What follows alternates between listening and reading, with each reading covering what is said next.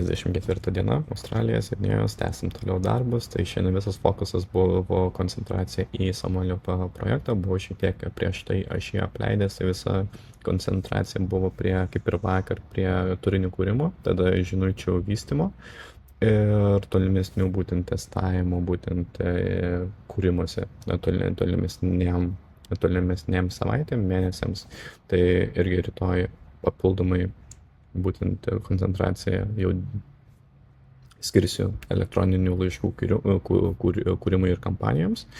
Tai šiandien kuom labai norėčiau pasidalinti, tai yra būtent Open Residency podcast'o, kurį galite rasti per YouTube. Tai nuorodą pasidalinsiu apačioje, tai tikrai tie, kurie būtent domisi DTC, būtent prekiniais ženklais, vystymu, brandingu ir tada būtent geriausiam rekomendacijomis.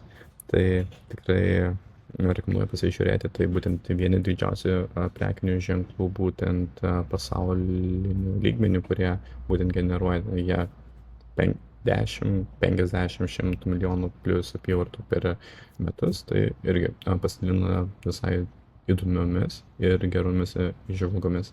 Tai šiandien tiek, 34 diena, 1 milijonas 90 dienų, liko dar šiek tiek, tai pasižiūrėsime, ką būtent nuveikėm per tas 90 dienų mėnesių, tai yra projekto gale.